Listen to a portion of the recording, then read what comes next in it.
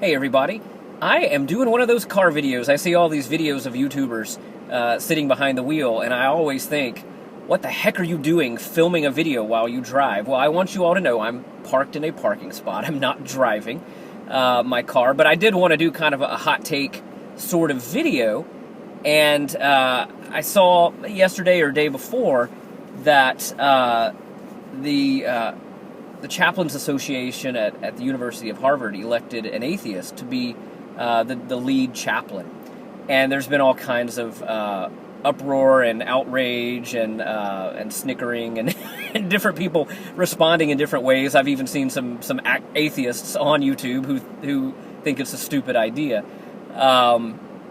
But I also recommend that you go check out Bishop Robert Barron's comments on this. He says the video is called "Harvard Has Jumped the Shark," and just he describes sort of what a ridiculous thing he thinks it is.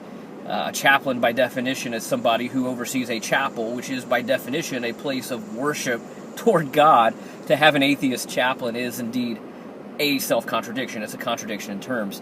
And it makes about as much sense to elect an atheist chaplain as it is to elect me, a Christian pastor, the president of like an atheist society, right? That just doesn't add up. It in fact the case could be made that shows a lack of integrity if I took that job.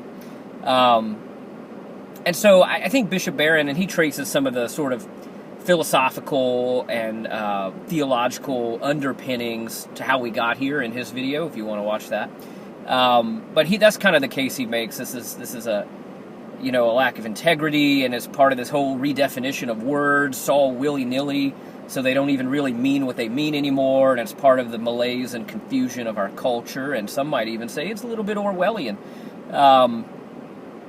And I think, the case he makes is right on. I mean, it doesn't make sense for me to be the president of an atheist society, and it doesn't make sense for an atheist to be a chaplain, however popular it might be in a particular community like Harvard.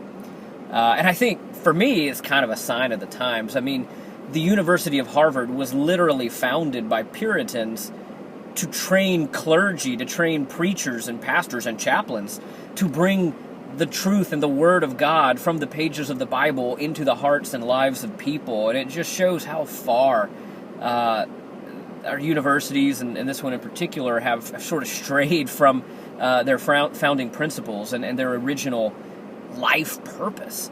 And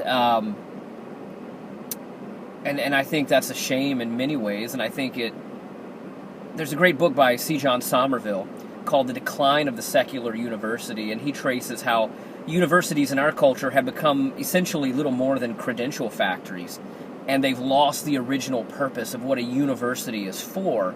And insofar as that has happened, they've also lost their relevance in many ways. And I think especially now with the ballooning cost of universities, people are really taking a hard look at, is this even worth the tens of thousands of dollars in debt when I could maybe go to a trade school or do an apprenticeship program and still get the credentials with much less time and much less cost. And I think they're even saying a huge percentage of colleges and universities in our culture should probably be closing in the next couple of decades. We'll see if that holds true, but that's what people say, that these institutions have become disconnected, particularly the liberal arts schools. So I think it's a shame what's happened at Harvard. I will say, however, there's a flip side to this that I'm kind of chewing on, and maybe this is sort of a tacit admission that atheism is a religion. And I think if people in our culture think of atheism as a religion, not as sort of a neutral bystander, sort of on the sidelines of the religious marketplace, but one of the competing voices like Christianity or Buddhism or Hinduism or Islam, and then there's atheism, right? And it's one of the religions. I think that could have pretty profound ramifications for how we think about our religious identity, and also about things like the law and how religious expression is treated in public. When I was in high school, we had, at the beginning of every week on Monday, the Pledge of Allegiance, the announcements for the week, and a prayer to start our week at our public school. And eventually, the family of an atheist high school student brought a lawsuit against our high school, which we lost. And so we had to stop having the prayer. And, of course, the rationale was you're promoting belief in God. However, the flip side of that is, in a public institution, right, in a public school, the flip side of that is, do you end up promoting atheism by stripping away all public consciousness of God? And recent Supreme Court decisions, I think, have kind of shown this awareness. Like, the state should not be promoting any religion or any belief system, including atheism, as one of those belief systems, or dare I say religions. And of course, atheism, I think, is really a derivative religion. I mean, this chaplain at Harvard has written a book about living a good and ethical life, and I suspect very strongly that what he means by good and what he means by ethical, and what that looks like, what that vision of a good and ethical life looks like, is ultimately derived from the Judeo-Christian tradition. That he's borrowing preconceptions from, because it's just in the air in our culture. Things like, fairness and human dignity and all these things are ultimately derived from the Bible. And at least in our culture, so atheism is a sort of a derivative. If it's a religion, it's a derivative religion. It's not one that can really stand on its own 2 feet and offer something different than was already sort of the moral and ethical presuppositions of the culture that came from Judaism and Christianity to begin with.